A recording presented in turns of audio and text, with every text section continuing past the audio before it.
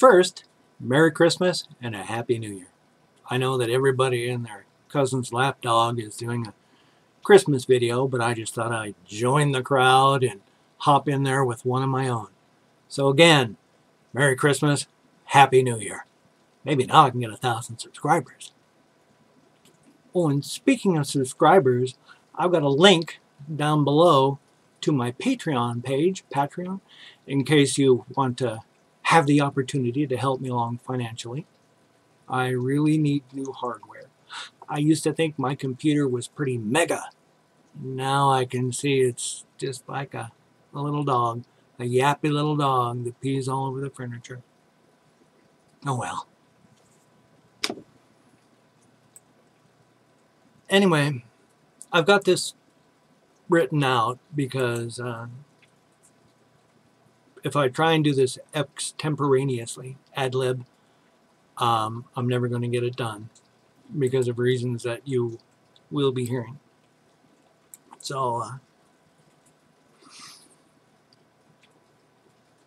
again,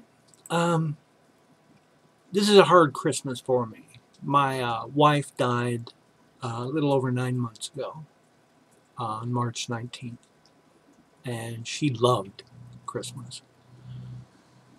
Our 12th anniversary was on the 16th of March, and she was awake, and she talked with me that night. She actually had a bit of dinner. Later that night, I talked with her. I put her on the side of the bed in the middle of the night because she wanted to get up, and we talked for a bit. I put her back to bed at about 5 a.m. because I had to go to bed myself, and it was around 7 o'clock when I finally left. I woke her up, and I told her that I loved her, and then I'd see her in a few hours, and she smiled, and she told me that she loved me, and that was the last time she ever talked. When I woke up again, just 4 hours later, she was gone. Just her body breathing and being there. On Wednesday night / Thursday morning at 2:30 a.m., she was finally gone. She was only 42 when she died, but she had spent most of her life dying. She had Hodgkin's lymphoma as a child, and it was only diagnosed and treated when she was a teenager. And she had football-sized tumors everywhere, on her neck, elbow, inside of her. They cut them all out, and they opened her up for exploratory surgery, which left a scar from her, from her sternum on down to her pubic bone. And they removed a few organs like her spleen. They also treated her with mass amounts of radiation and chemotherapy, and that's where it all went wrong. She was one of the last people to get treated for Hodgkin's lymphoma with massive radiation and chemotherapy, as they discovered that it saved the life of the victim right then. But then everyone was dying before they turned 45. We had 3 kids, two of which were ours biologically. The third was our oldest, was her child from a previous relationship. And I never had the money to adopt him, but I came into his life when he was only 5 years old, and I was dad since then. The lack of genetics in the same last name doesn't mean a thing. He's my son. He's 19, and he lives in Montana now. My other 2 children are my daughter, who's now 12, and my youngest son, who's 10. All 3 children were born preemie, about 8 to 10 weeks early, all cesarean birth. And it's not a cesarean section. We section grapefruits, not people. It's a C birth. Anyway, it was during the last pregnancy that the camel's back finally broke. She spent the last 4 months of the pregnancy in a hospital in Seattle in constant labor. So that has to be fun. When the cord finally threatened to kill both her and the baby, they had to do an emergency C-birth. And things went downhill fast from there. 6 weeks later, my wife was on the surgery table and dying as they operated on her. The surgeon told me that if they'd waited even half a day longer, they wouldn't have done the surgery because she would have been dead. So, yay. Her heart was a massive scar tissue and smaller than it should have been for a woman her age and size. Even though she was only 5'6", she weighed over 200 our entire marriage, except during the last few years when she was almost skin and bones, but I never saw that. She was the most beautiful.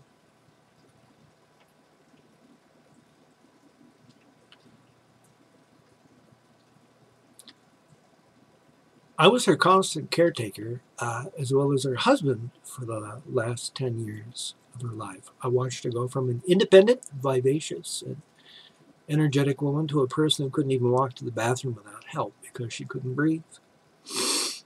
She couldn't leave the sofa, just sat there all day watching TV and playing with her computer and her little tablet. I literally saved her life at least 25 times, where if I had moved or thought even a second slower, she would have died. Things like 2 Decembers ago, when she was lying on the sofa in the living room, and then she suddenly dropped her computer and had a seizure. I quickly called 911, got her to the hospital, and it turns out she had a mass hemorrhage, big bleed on the left side of her head. The entire left side of her skull was filled with blood. But she got better, and you couldn't even tell that that had happened. So, yeah, she survived, and she kept on fighting, but it was last February she decided it was time to stop fighting and to go on hospice. And she came home on the 10th of March, approximately. It was the 10th or the 11th, right in there. And on the 16th, she was in a coma, and on the 19th, she was gone.